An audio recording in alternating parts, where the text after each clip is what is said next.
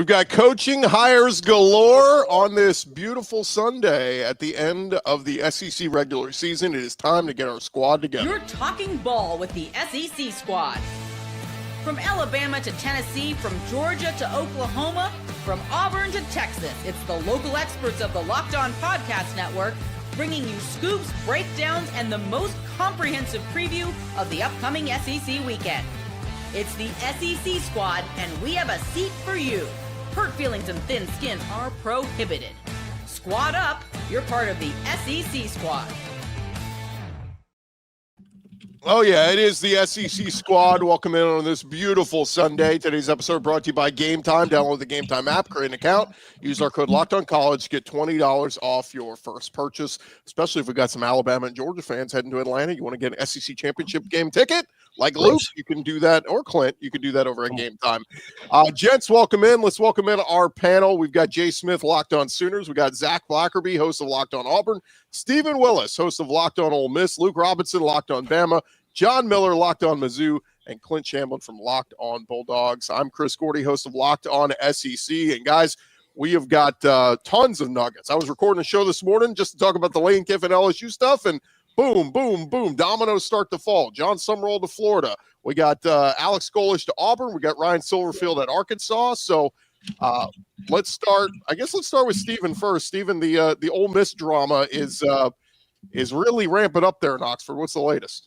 It feels like Lane Kiffin is in full burn it to the ground mode at the moment. The rumor came out from On3 that he basically told offensive staff, either come with me right now. If you coach the ball game, you will not have an offer whenever it happens. And there's rumors on that. It's all over the place. It's it is not a good situation. It's at the point where, as bad as he left Tennessee when all that went down, this is that on steroids. And honestly, I will feel sorry for LSU fans because it's coming your direction next, because every place he's left has been like this.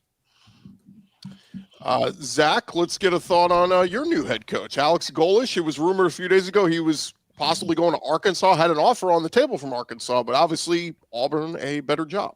Yeah. Sounds like he had the offer and he wanted to sit to see if the Auburn stuff happened. And I think with Sumrall trending to Florida, ended up being Alex Golesh. I mean, you look at his offensive numbers and what he did as an offensive coordinator at Tennessee, literally the best offense in college football in 23, I believe, 22. I think it might've been 22 with Hendon Hooker and a lot of those guys.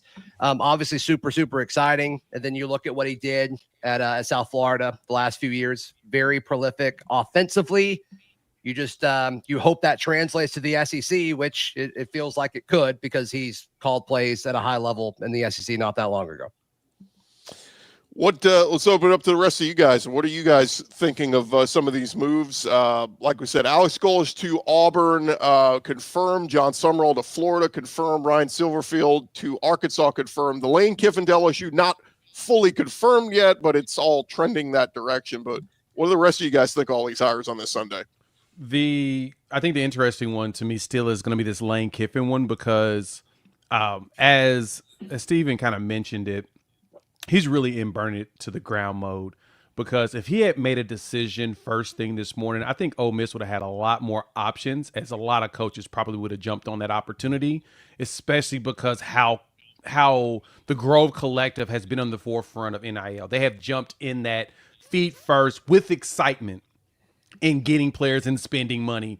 And if Lane would have just said something 9 o'clock this morning, or even last night or Saturday morning, like the expectation was, they probably would have rounded up and got themselves maybe a coach they would have preferred.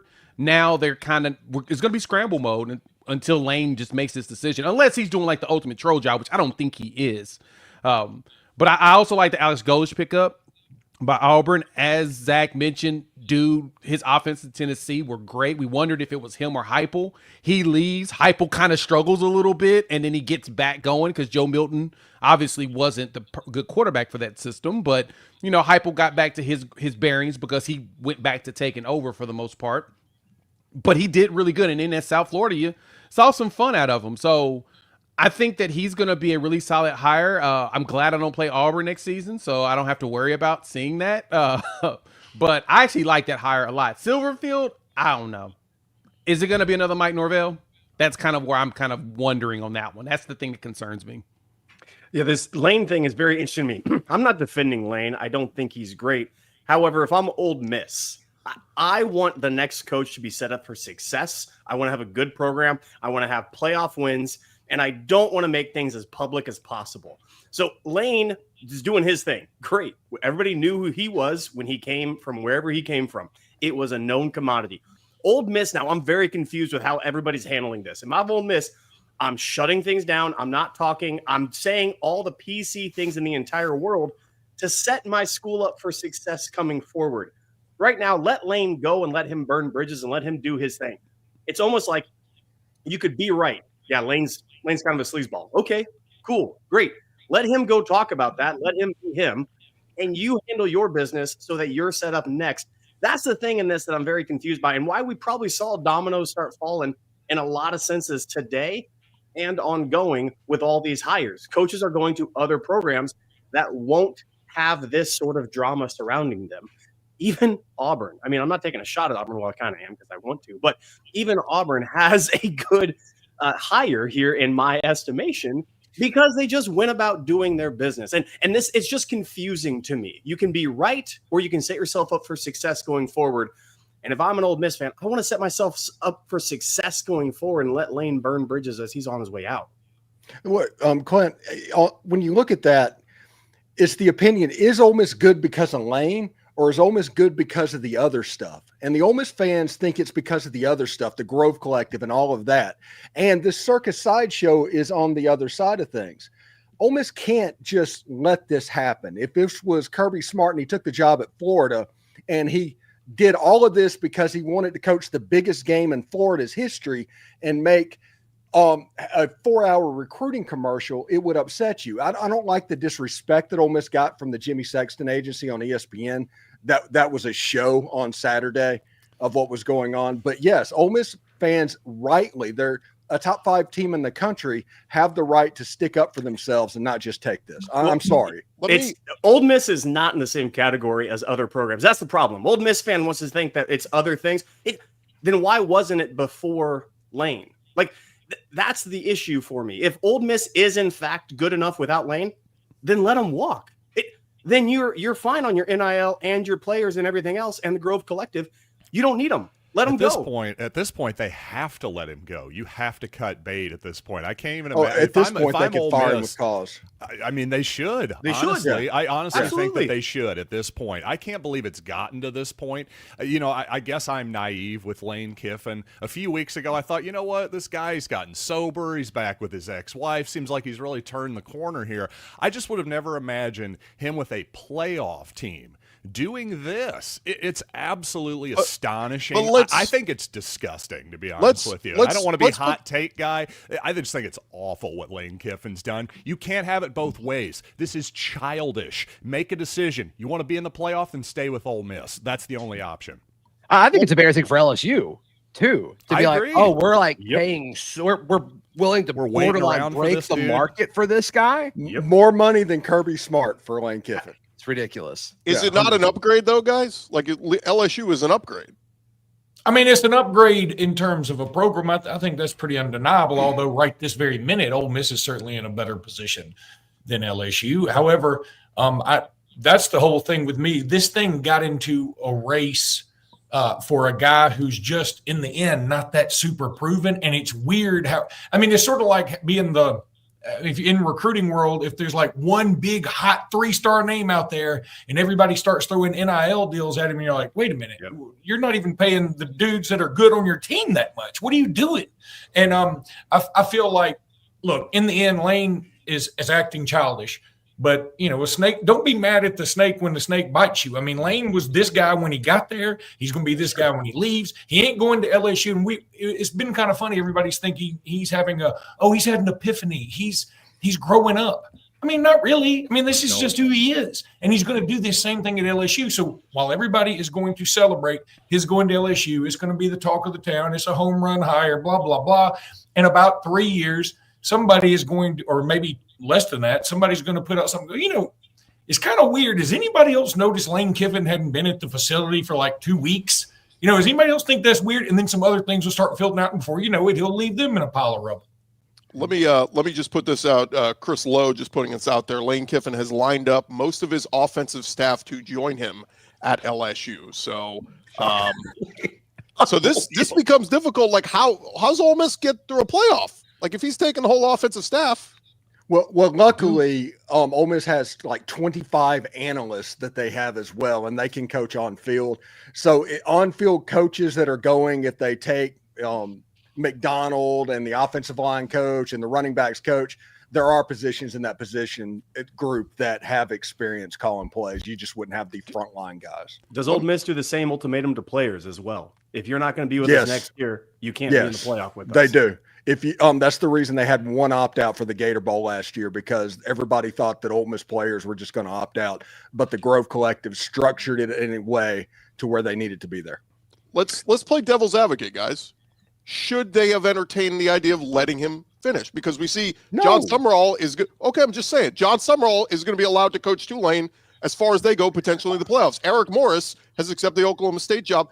I get it. It's in the SEC, their rival. That's the reason why not.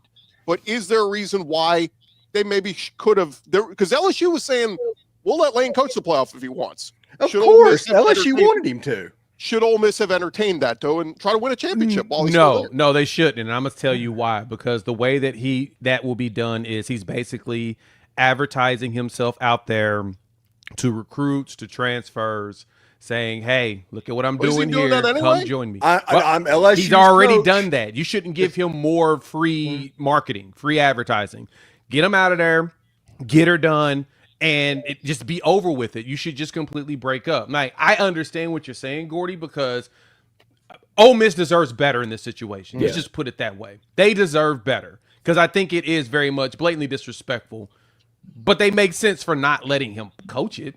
Why in the hell would you let him do that after because he hasn't done it in a graceful way to because deserve Lane Kiffin that is such a paragon of virtue. We can definitely right. trust Well, that's what him I'm saying. for the Like, next he few didn't do weeks. this in a Like, what are we graceful way talking whatsoever. about here? That's Y'all, insane.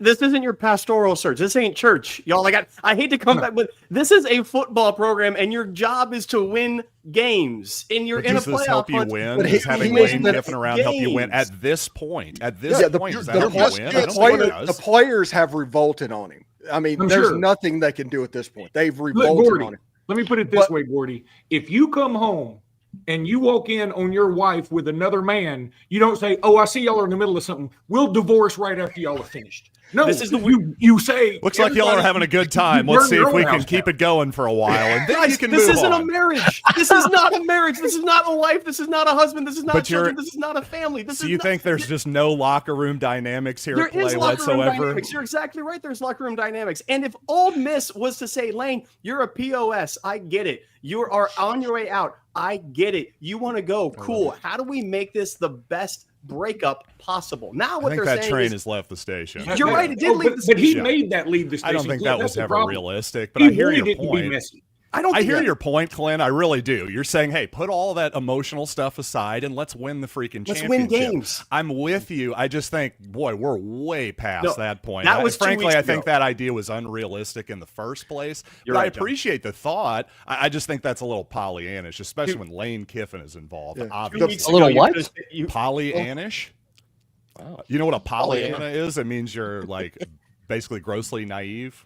Okay, got it. It could have happened Clouds, before that there kind was of an thing. ultimatum given. It could have happened before Lane did what he did. Both parties, like, this is a whole cluster. Completely agree. If 2 weeks ago we said, look, we're heading to use your example, heading to divorce. Okay, fine. How do we split up things well? How do we have an arbitrator come in?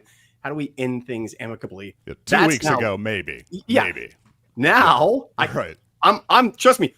They should fire him with cause today. Like, it shouldn't be an announcement. You should be fired today. Well, the problem is, I think they owe him a buyout, right? If they fire him before Not with cause. Not with cause. Not with cause. They can fire him with cause, I think, right now, because 100%. there's been some weird stuff going on. And like the last time, Ole Miss told Lane no twice in 6 years. The first time was when the ultimatum happened. And we know what happened after that?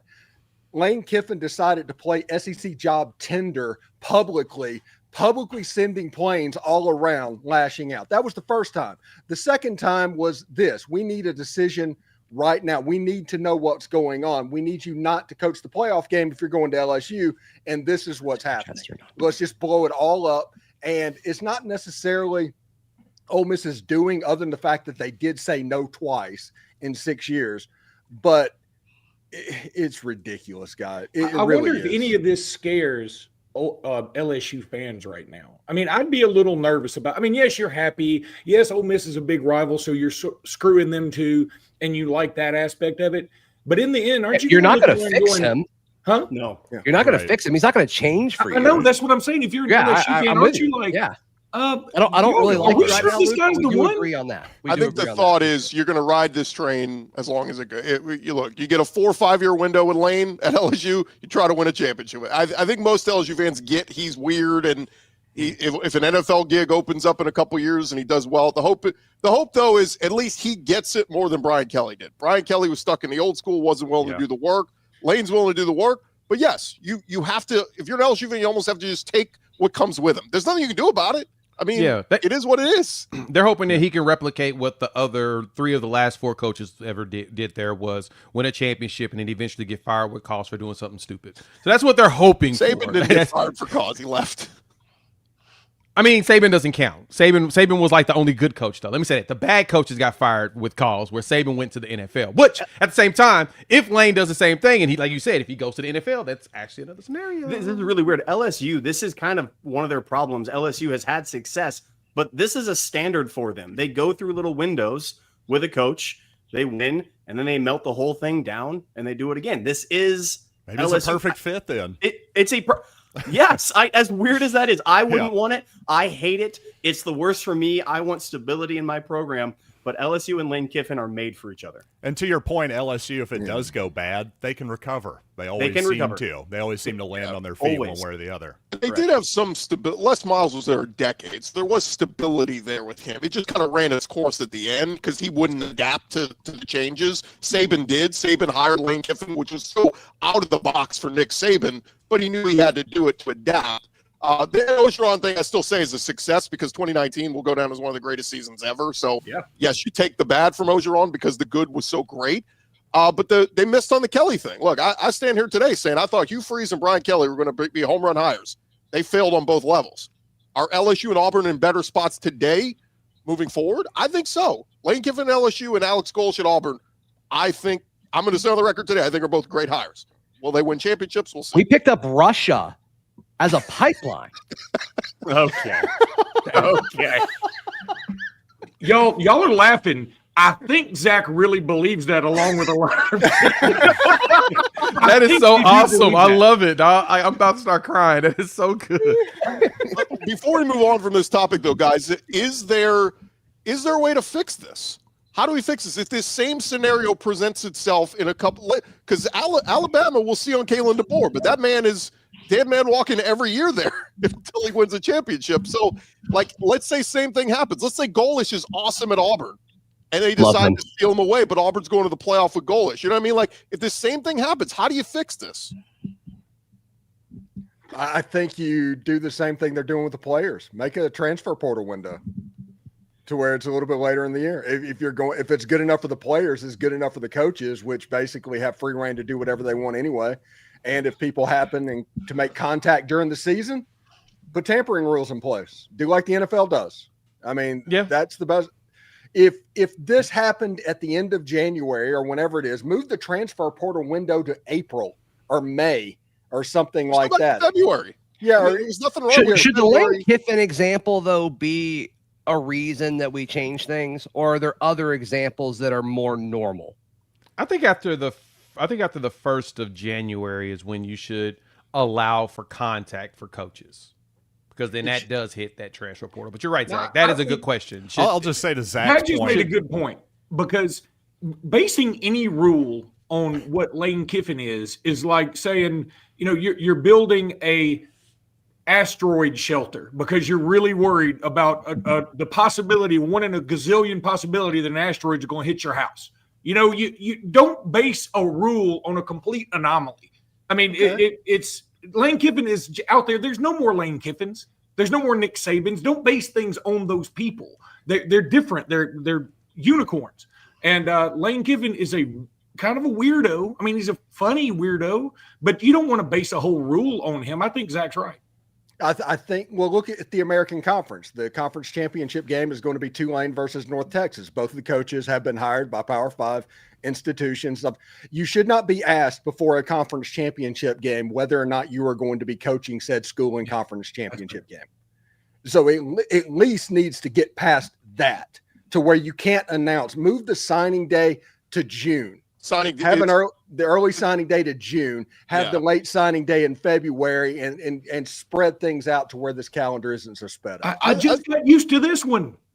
Yeah, I know. Me too. I'm confused. I'm old. I can't be handling all of that.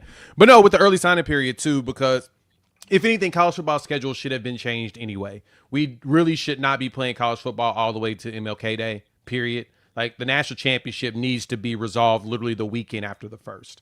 That would make life so much. Actually, how do you do that? We're expanding the playoff again soon. Right. That's the problem. That's where the problems lie. And logistically, I don't know how you can even make that work, but you do need to find a way to fix this schedule. We don't need to be playing games in January besides the national championship at some place. So if you play the games the weekend of the first, then great. You have the last two teams left. In that situation, those coaches most likely will not be leaving their jobs. So then, yeah, do it that right after that. Portal opens. You can do coaching situations there. All of that needs to happen right there around the first of the year. That way we can follow the school schedule like we're supposed to, at least pretend like they're student athletes since we're forcing them to go to school anyway. We're not a professional league yet, so they're forced to go to school. Pretend like it's their school involved in this and go that route. That's probably the best you can do today. But yeah, this whole schedule's screwed up regardless. There's not much you can really do today. Pisses me off. Sorry. Well, let's move on, guys, because we do want to get to some of the other coaching hires, and we'll discuss whether or not these are other coaches got hired. Yeah, it was a lot of dominoes falling this morning. We'll discuss more in just a second here on the Squad Show. And we first want to remind you guys about our friends at the Gametime app. I don't know if you guys know, but the World Cup is coming back to North America for the first time since 1994. And Gametime app, they're going to have your ticket in to get into the building. Of course, SEC championship game happening this weekend in Atlanta. They've got those tickets for Georgia and Alabama fans up there at the Gametime app. With Gametime, you can track price drops in real time. You can get alerts when great seats open. You can buy tickets the moment they hit the app. It puts the power back in your hands and makes going to even the World Cup realistic instead of impossible. Take the guesswork out of buying tickets. Every match, concert, or event with Gametime. Download Gametime app, create an account, use our code LOCKEDONCollege, get $20 off your first purchase. Terms apply. Again, download the app, make an account, use our code LOCKEDONCollege, get $20 off. Swipe, tap, ticket, go. Download Gametime today. All right, guys, as we get back into it, we kind of glossed over. We got Zach's thoughts, but what do y'all think of the Alex Golesh hire? It seems like, Zach, what's the feedback are you getting from Auburn fans? It sounds like most Auburn fans are pretty optimistic about it, and I was a little worried last night, though. When they said team meeting at 10 a.m., I was like, oh, don't go to DJ Durkin. But I think in this world, do you expect DJ Durkin will be retained as the DC? I do. That was certainly the talk during a lot of the coaching search. That was like, okay, how would this head coach pair with DJ Durkin if he's retained as defensive coordinator? But you're right, Gordon. I went to bed last night thinking it was DJ Durkin. I woke up this morning thinking it was DJ Durkin. Then I got some calls this morning, and I'm like, oh, okay, we got something brewing here. And then a few minutes before this team meeting started, it leaked out, and folks started to report it. So, admittedly, he's not a guy I looked at a ton during Auburn's coaching search. So, I mean, it's a lot of stuff that I looked at, this morning and what was in the press release that Auburn sent out. But obviously was, turned South Florida around pretty quickly as far as, the previous 3 years before he got there. They had won 4 games and he's got them winning now. And then he had Tennessee as one of the best offenses in college football when he was an offensive coordinator there. So I like it. Are there some questions? Is it still somewhat of a risk? Yeah, but I mean, I think all of the realistic possibilities for Auburn's coaching search, there were big questions around them anyway. So I like it. Is my first impressions on it. Luke, are you, as an Alabama fan, does Golesh scare you? Scare me, no, but I do think look, when this was ultimately Hugh Freeze was fired, I said, that's if I'm Auburn, that's who I go for a couple of reasons. He has sort of an interesting backstory, which I think Auburn people will gravitate towards. He's sort of an underdog guy. He apparently went to Ohio State, which I didn't know till very recently, which I think is also kind of cool. I mean, he's been around a bunch of success. He's sort of a, no nonsense, gritty, get his hands dirty kind of guy. And, he also had some success against Alabama, which is a requisite. He didn't beat Alabama, but he played Alabama twice, I think. And then he, of course, was the offensive coordinator, I think, when they beat Alabama in 22. So those things, Auburn people look favorably upon. So I was hoping Auburn wasn't going to get him, and it didn't look like they were, and now they have, and I'm sort of PO'd about it. But it's not like it's the scariest hire in history. I think it's a really good hire, though. I'm not going to lie. It is an interesting hire. A hypal disciple. I just like that. I think we should put that on a T-shirt. Do you think? I know this hadn't opened up or anything, but I wonder if Golesh is at Auburn long enough to see Heupel get fired, because I think some Tennessee folks are getting a little uneasy with him now, which isn't fair, but I think they are. Yeah. They are absolutely 100%. And it's weird to me. I hope they keep. If I'm Auburn, I would want to keep Durkin completely, because I wanted a DC. If I'm Auburn, I wanted a defensive-minded coach. And Golesh being a Heupel disciple, that's the one piece of this that stops me from saying it's a home run. It's a very solid hire, and I like it, which is offensive-minded, sure. I actually would want to see, again, if I'm an Auburn fan, go defensive-minded and then get an OC, because that's what college football has done a great deal. The play callers are head coaches who don't give up the calling duties. And so on this one, very, very good hire. I don't know if it's home run for that. If they keep Durkin, maybe all of a sudden now we're talking about really a stew that's cooking. I just have a bigger thought on the whole cycle. I think this was kind of a wake-up call for some of these programs, because outside of Lane Kiffin going to LSU, that's going to be really the only splash hire. Don't get me wrong, maybe it works out at Auburn, it works out at Florida. I think Penn State is in the same spot right now. They were going, hey, I thought we were going to get Kirk Cignetti or Eli Drinkwitz or Kalen DeBoer or Marcus Freeman. I thought especially most of those were totally unrealistic, especially Freeman and DeBoer, in my opinion. But I'm just saying, a lot of these guys have stayed with their teams, and I think a lot of Florida fans in particular thought, oh, we'll basically just get whoever we want. I was trying to tell you guys, you're probably going to have to gamble on another group of 5 guy. Maybe it'll work out, maybe it won't, but just this idea that they were just going to get some sure thing, that just doesn't really happen all that much anymore. I'm the opposite of Clint. I would say I don't think it's a good idea. I'm being honest. I don't think it's a good idea to bring Durkin on, just because I think probably a lot of the players did want Durkin there as a head coach. And so and Durkin probably wanted the job. He can't help but have a little bit of animosity and a little bit of jealousy about it. And again, I mean, we're not immune to those human emotions when you're a coach, and they could come into play. I just look at it like, if you're going to hire a coach and you're going to hire an Alex Golesh, if you don't put all these, you must do these bullet points to be our coach. No, let him come in and coach. If you believe in him, let him do it. And I think Alex Golesh is good enough to have some success. I just think when you handcuff him to a certain coordinator, that could backfire on everybody. It's a good one. The best part of Auburn all year has been the defense. So, if they can retain him, and does his relationship with some of the guys help? Like, I think he can go, hey, look, Deuce Knight, Cam Coleman, this guy knows his offense. Trust me. Like, I don't know. I think this Auburn thing could turn around very quickly, Zach. Although I looked at your schedule next year, and I don't know. It's pretty brutal.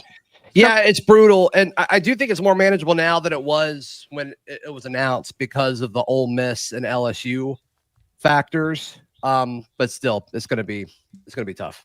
Everybody's schedule is going to be tough. That's the SEC, baby. That's always hard. That's what going to nine games is going to do. How's Alex's golf game? I hope he has one.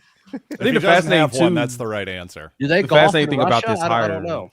About this hire to me too is Alex Golesh's 2 years at South Florida. He's had two in his 3 years there. He's had 2 quarterbacks throw for over 3,000 yards. I wonder if he can get Auburn over that hump and get them another 3,000 yards for the first time since Jared Stidham.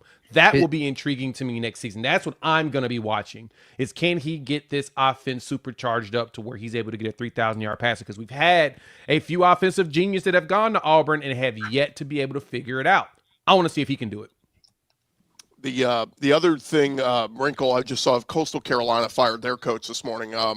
Tulane will be open now. I'm just thinking of these jobs that maybe Durkin, if he didn't get the Auburn job, may want to throw his name in the hat in some of these other jobs that are open. So, yeah, I mean, they just my understanding is they just broke ground on a house. Like they want to stay here. So I got a feeling DJ is going to be pretty flexible to do what it takes to stay here. And can Golesh get a 3,000-yard passer with the current roster? That's the next question in all of this. Fine. Coaching, DC, OC, okay, great. But from what I've seen of Auburn's quarterback so far, it's the same thing at Bama. When Grubbs came in this year, all of a sudden Ty Simpson, hello. Now the run game's taking a step back, but that passing game. I think Auburn's got 2 good quarterbacks on their roster. Now you got to keep them. But like I was impressed with what I saw from Ashton Daniels against Bama and against Vandy. And then obviously I was impressed with what Deuce did against Mercer. Different kind of situation. But college first time in college. Got to see something for real. Yeah. It matters. Yeah. No, so I mean I was pleased with that. I mean, Ashton surprised me a ton last night. Auburn's offense did way more than I expected them to. We're getting some comments. People were surprised a lot. You didn't know what Pollyanna meant. Good pull on John Miller. We're also getting a lot of comments. People asking where the Florida guy is to come talk about his new coach. What do you guys make of the Jon Sumrall hire? Look, everything I've heard about Jon Sumrall, people love him at Troy, at Tulane. He's just been a winner everywhere he's been. But there's a lot of Florida fans, guys, that are comparing this to Billy Napier. You want at the lower level, can you win at the big level? What do you make of this hire? That's the exact same thing I'm thinking, too, with this one, is that you went back to the G5 after saying you weren't going to do that. You said that you were not going to hire another guy from the G5. You went back and hired another guy from the G5. I like Jon Sumrall. He's a fantastic recruiter, especially in the South. He did well. He's done well everywhere he's gone, and I know he has ties in the SEC where he can get some talent. His Tulane teams were really talented. He can get some players. But it's just funny that they said they weren't going to do this, and they did it. Yeah, if Florida fans' reactions to him, it's like, well, I'm a little surprised he went there. I mean, it's so negative. Like, why are you like excited to go there? But yeah, I mean, as a guy who covered a coaching search where it really felt like Sumrall to Auburn was the most likely scenarios before even Hugh Freeze was fired. I had Sumrall as like number 3 on my wish list. For what it's worth, I didn't have Golesh on my wish list at all. So I was pretty high on Sumrall. Wasn't my number 1 choice, but I do think he's a good coach. Who was your one? Dillingham. Okay. Yeah. That would have been good. That would have been a home run hire. That would have been a great hire. I knew you were going to say Drinkwitz too. Florida, that would have been a great hire. Yeah, I'm a little surprised Eli Drinkwitz stayed. I'm not going to lie to you. I honestly think it was LSU or bust for Drinkwitz. I think he was the backup plan to Lane. If Lane stayed at Ole Miss, I think maybe Drinkwitz would have left. But to a kind of a previous point I wanted to make here on Drinkwitz again, I had been predicting the whole time that Drinkwitz would stay, but if he had left in this scenario where Mizzou's just shy of making the playoff, it wouldn't have shocked me. What would have 100% shocked me is if Mizzou were in the playoff and then Drinkwitz were pulling the Lane Kiffin move. Again, to Zach and Luke's point, I just can't really see anybody else doing that, to be honest with you. I certainly couldn't see Drinkwitz doing it, and he's sort of almost seen as Lane Kiffin light, I think, by like national people. You don't want that. I don't even think he would come close to pulling that move on Missouri. No, he wouldn't have. And that's what's weird about this Florida hire. It is, I heard from multiple people that Lincoln Riley was somebody people wanted or he wanted. There was some sort of connection there. And then it got thrown out. They didn't want that. I think they wanted somebody else that they might be able to mold. Florida's a very weird situation. Toxicity within that NIL collective and those boosters and those higher ups that are there. We've seen it out in public with it. But people forget Sumrall. Well, maybe they haven't forgotten, but look, he's got SEC roots all the way around. Kentucky, Ole Miss. He knows these places. He knows these states. He knows what to do. Same thing. It feels the same to Auburn. It's not a home run hire for me. I'm not terrified by Sumrall at Florida, but I do think it could be maybe a notch above Billy Napier 2.0. If he learns from Billy, don't play call, don't go hire 28 different intern assistants all over the place, be more kind of standard traditional SEC. He might have something there. The one thing to take note here, I think both Sumrall and Golesh are walking into better situations than their predecessors did. So they may have more success just because the rosters are better. But again, the schedules are going to be harder, so who knows?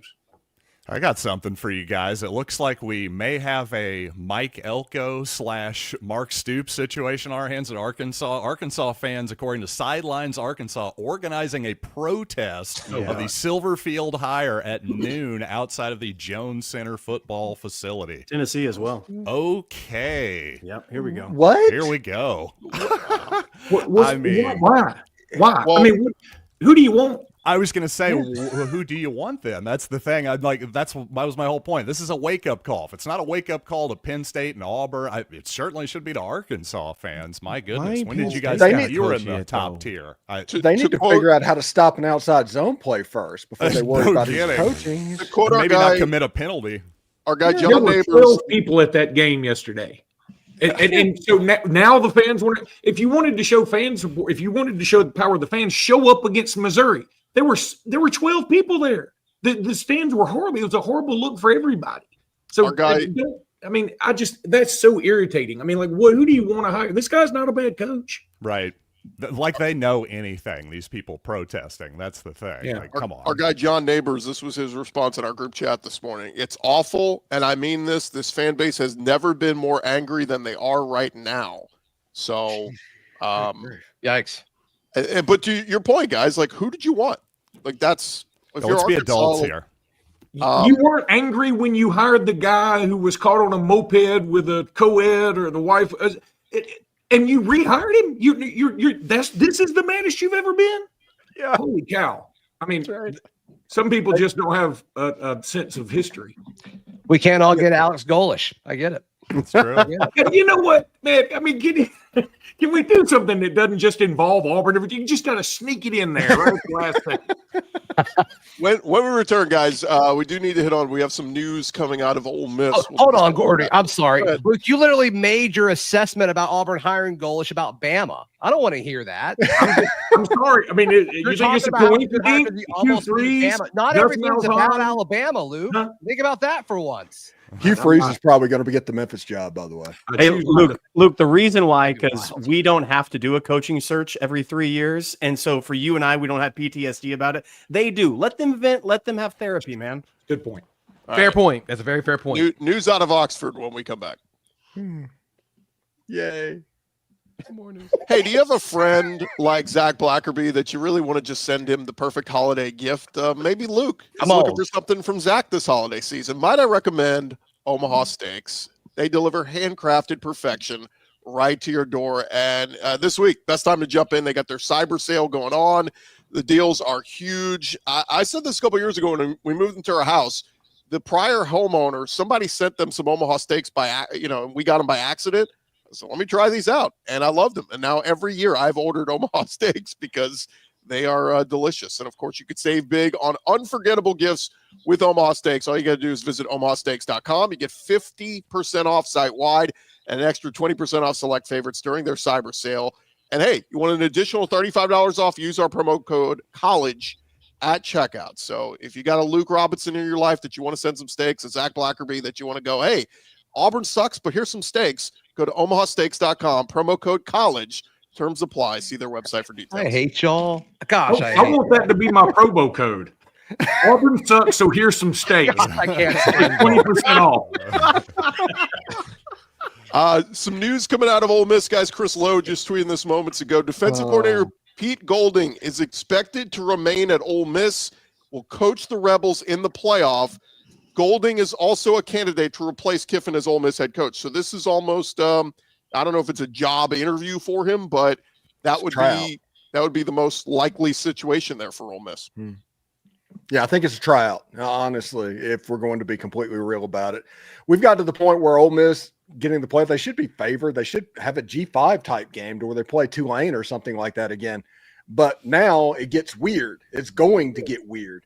So that environment is going to be extremely stressful. If Ole Miss can come out and play pretty well in that would probably look very favorably upon Pete Golding if he gets the job. Is he the next Kirby? Guy that was DC at Alabama for a long time under Saban? Kirby was a good defensive coordinator. Gordy. Thank you. Yeah, Kirby was the best recruiter and the best DC in the nation. What are we doing? Let's not he's let's been a not good pull in recruiter. Georgia's logo here and try to up somebody. Don't do that. Don't do clout trolling with Georgia. Yeah, I don't know about long term, but short term, this strikes me as really good news for Ole Miss because if Lane Kiffin is truly giving everybody an ultimatum on staff, if you're keeping your DC around, that's probably about as good of an interim coach as you were going to get in this particular moment. That's true. Yeah, the question's going to be the offensive coordinator. Does Charlie Weiss go down there because that's his boy, or will it be Joe Judge or one of the analysts taking up and getting that play calling role? So there's questions that could be answered, and I'm sure that Ole Miss is about to put a blitz out with the players and everything. As soon as they figure out how it's going to be done, they're going to start blitzing that information to the media and getting that out there so they don't lose the PR war. And maybe I don't have a good pulse on Ole Miss. So Steven, everybody, there was a lot of clamoring about how angry fans were of the DC and defense this year and calling for his job a handful of times. I remember a lot of smoke around this. Is this now kind of pivoting on it, or was that just all smoke from an angry fan base the whole year? Anybody that was calling for his job was just mad because they didn't play well against Georgia. I mean, that's what that was. There was nobody really calling for his job. The man's beloved in Oxford. He's the second highest paid assistant in college football.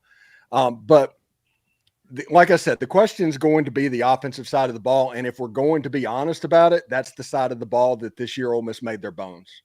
So you've got to get that right. And you have to make the committee think that you are going to get that right. That is Ole Miss's only job for the next 2 weeks, is to make the committee think that the Ole Miss offense is going to be good. The interesting part too is, so if Golding's not following Kiffin to LSU, will LSU try to retain Blake Baker as their defense coordinator? Because there were reports that Jon Sumrall was going to try to bring him to Florida. So again, just talk about good DC. And then if Tulane's open, Blake Baker's alma mater is Tulane. So that might be an easy hire for them if he has head coaching aspirations. So anyway, just hire Coach O. Well, he's going to join the staff, but I don't think you think he's a good DC? He's more D-line coach. Oh, he was the DC when I was at Ole Miss, so I've seen what kind of a DC he is. So yeah, hire Coach O. I've got a little experience with Blake Baker. I was just going to say on Blake Baker real quick, I kind of get the feeling he probably would want to try to stay around LSU if he can. But yeah, that Tulane head job would definitely be tempting too. And the interesting part about Golding is he's from Hammond, Louisiana, an hour up the road from Baton Rouge, his wife too. And so you would have thought he wanted to move there. But this kind of feels like the Brian Kelly thing. When Brian Kelly was coming to Baton Rouge, the reports came out, he wants Marcus Freeman to follow him. Well, Notre Dame jumped in immediately and went, no, we're hiring him as head coach. And it's worked out. Now, Marcus Freeman's been awesome, probably better than Brian Kelly. So you almost wonder, is Ole Miss in the same boat? Do they go, no, you're not taking, Golding, and then maybe Golding turns out to be the right guy for Ole Miss moving forward. We'll see. It absolutely could work out. It absolutely could. He's a bright guy. He's a really good football coach. Let's get into kind of just a quick thought on the games yesterday and Friday, guys. Obviously, Alabama, they find a way to get the win in Auburn. I think fourth straight one-score game at Auburn in the Iron Bowl, so these games are always close down there. But Alabama pulls it out. Alabama versus Georgia in the SEC championship game, and we know Alabama has owned that rivalry for some reason or another. What are we doing? What are you guys feeling? Early vibe on the SEC title game? Not excited because Ty Simpson is banged up. Jan Miller's hurt now. We've got other dudes that are, it's this time of year, everybody's banged up. I get it. But I think the season, the schedule has worn down Alabama to a degree. That being said, for whatever reason, Alabama has success against Georgia that nobody else does. So, I mean, something magical could happen. But right now, I am pessimistic about Alabama's outlook, which is frightening in this sense because I think the College Football Playoff Committee is talking out of all sides of everybody's mouths. And Alabama should be a lock to be in this thing. You should not be penalized for having to play Georgia again in Atlanta. Just shouldn't be. But I'm afraid they could, even though last year they didn't feel like penalizing SMU. So I'm worried. I feel like this is going to be a very difficult game. Kalen DeBoer is awesome in these big moments. However, this is going to be very, very difficult. Yeah, this game, I watched Alabama not be able to run all year long. And that got me excited. It truly did, about a rematch, because now our defensive backs, this defense for Georgia is a completely different defense than early in the season. It's one of the better ones. Hey, there he is. Florida, you can get your shots in a second here, Brandon. But this defense was very excited for me. I saw the DBs come alive. Ellis Robinson is the best defensive back we have now. He has blossomed into elite. He can shut anybody down. The defensive pass rush is there. Seeing Jam Miller and Ty Simpson get hobbled, I'm not cheering for it, but it showed me basically everything should be pointing me to optimism. Like, I should be saying, yes, we should, but I'm not. It's Bama, and I hate my life that for whatever reason that freaking colors come across Georgia's helmets and we just start pissing down our leg in these games, and I hate it.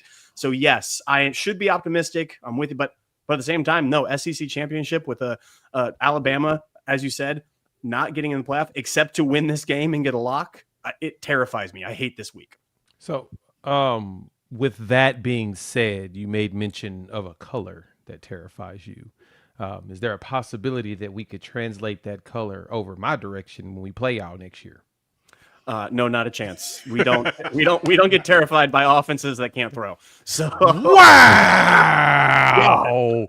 Clint, I thought we loved each other. I still John, love you, but that was good. That was actually well played. I'm going to give you that. But I want to pass this to Brandon. Oh, wait, Brandon. hang on real quick. Show of hands. Who likes early read, or who likes Alabama to beat Georgia the SEC title? Raise your hand. Okay, so we got two. Until Georgia consistently does it, I have to take It's pretty consistent, yeah. It's DeBoer's thing. It's like DeBoer is like Kirby's kryptonite for some reason. Like, so every coach has that one coach that they just cannot freaking figure out. It just irks them. It feels like DeBoer and Grubb is that person to Kirby's. The rest of you like Georgia, I'm assuming. So, and for Lane, it's Mark Stoops. We just got a late add to our show here. Our buddy Brandon Olson, Locked on Gators. Brandon, you in the chat. I mean, everybody was like, "Where's the Florida guy? Bring the Florida guy in." So we'll pose the question to you, Jon Sumrall: is he the next Urban Meyer, or is he the next Billy Napier? I don't think he's the next Billy Napier. I'll say that, because I will also pose the question to anybody that does say he's the next Billy Napier. Outside of coaching in the G5 in the state of Louisiana, please tell me how, because there are really not similarities like that. But it's fun. Like, I get it. It's fun to be mad about it. I think that the fan base would have been pissed if it was anybody not named Lane Kiffin. I think that's really what it comes down to. That's a fair point. Because that's what so many of us, for the whole month that Florida was pursuing him, so many of us were like, all right, well, Florida's in this at least. And then, the final 2 weeks, a lot of the fan base was like, oh, it might actually be happening here. Guess not. But then you end up with Jon Sumrall. And I think that for a lot of people, that's not the name that you had really sold yourself on. And so the fan base is going to be really mad. And that's fine. That is what it is. I will say this. Everybody I've spoken to acknowledges Jon Sumrall is a hell of a coach. I know that he's a much better in-game football coach than Billy Napier. I can say that confidently. Brandon, why didn't this is very curious to me. Why didn't Florida go after Alex Golesh and then Auburn get Sumrall? That makes so much more sense to me. I mean, he's right there. He's doing a good thing. Now, I will say Kevin Skarbinski just put a tweet out and said, so Auburn football hired a coach in Alex Golesh, who in 3 years at South Florida finished 5th, 6th, and 4th in the American with one of the best budgets and went 2 of 4 against ranked opponents and lost to UAB and Trent Dilfer. All that being said, I think Alex Golesh is a good hire, and I thought he would have been great at Florida, and it makes sense there, and I think Sumrall made sense at Auburn. I just don't understand why those two things didn't happen. I think that Alex Golesh might have been Alex Golesh to Auburn with, I'm assuming, DJ Durkin as defensive coordinator still. That's the assumption. Nothing's official yet. Yeah, that's the assumption I'm going to make. If that's the case, then that's as close to a home run hire as I think you're getting out of the G5, to be honest. Pairing Golesh with a great DC. So you would have rather had him too? I had them both in. I had I just put tiers. They're both in tier 2 for me. So I would have been happy with anybody in tier 2. I think that when it came to the G5 approach for Florida's perspective, at least, I was very simple. If you want a defensive minded guy, go Sumrall. If you want an offensive minded guy, go Golesh. I'm happy with both. I think Sumrall's a bit riskier. Generally, I think defensive-minded head coaches, when they're making that jump, are a little bit riskier.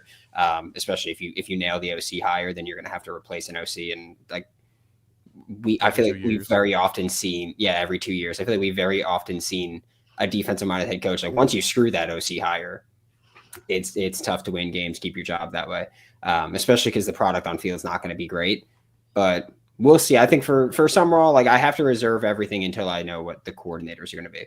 That's it. It's really that. Like he's going to live or die with offensive coordinators or with his coordinators. And so I'm going to bank on that. Again, from what I've been told, he's well respected. I know he's a good football coach on field. We'll see what he does recruiting wise. We'll see what he does, all that. My biggest concern is honestly just booster buy-in, fan base buy-in, with it not being Lane Kiffin. Because with Lane Kiffin, Florida was prepared to make him, the highest paid coach with a ton of investment and a ton of all that. And as fun as it would be to just go, okay, well, they were going to give that money to Florida no matter what, depending on, like, regardless of who the hires. That's not how things work. And so for me, it's much more concerning about, are you now expecting the coach that a lot of the fans and boosters think is worse than Lane to reach the same expectations while you're also giving him fewer resources? And I think that's a tough sell. I got an OC for you, Brandon. Bobby Petrino. You want him? It's available. I'm reporting you to HR. He's an OG, not an OC. It did get me thinking, though, like, does Hugh Freeze surface somewhere? Does Brian Kelly surface somewhere? There's, maybe as a coordinator, not a head coach. Hugh Freeze feels done to me. He was he's angling for the Memphis job. If it comes open, he wants to be at the front of the line. I mean, it is open, but that's they're revolting at the moment. So fair. Sure.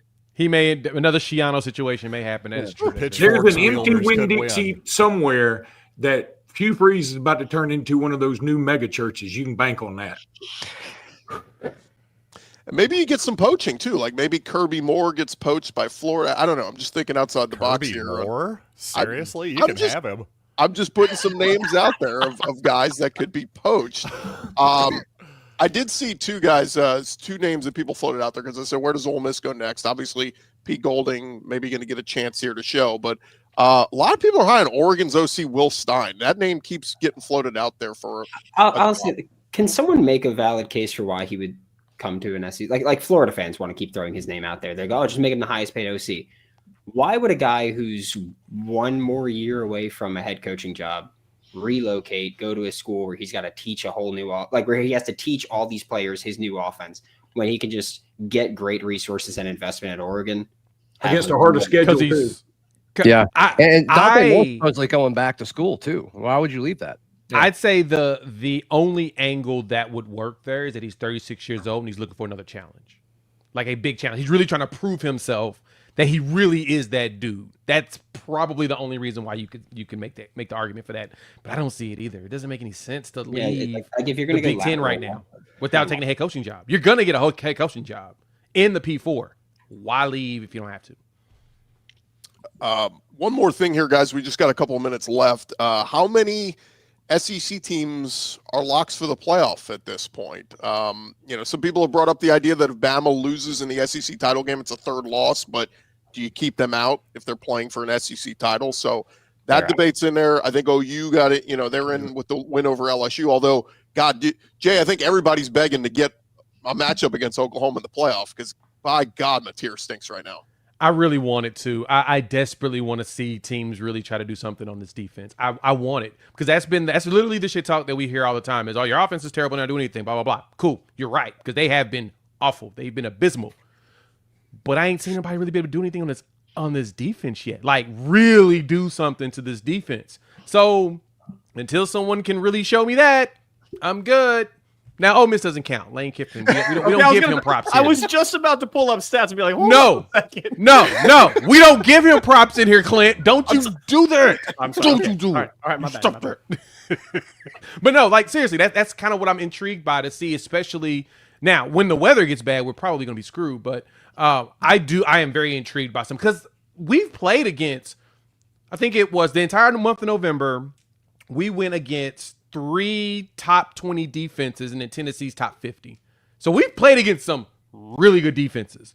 Like, we're not playing against scrubs. And I mentioned this even going into the season, that the one thing I was waiting to see from Mateer is how's he going to adjust to the SEC at the beginning. It's going to take him some time. It's going to take some time for Arbuckle because you're going to have to do it differently. These DCs are really good. And most of the defenses in the SEC have been looking really good. I mean, all the way around, even bad teams, defenses have been looking solid except for like Kentucky and, well, except for in one game, but and Mississippi State, well, except for like in 2 of their games.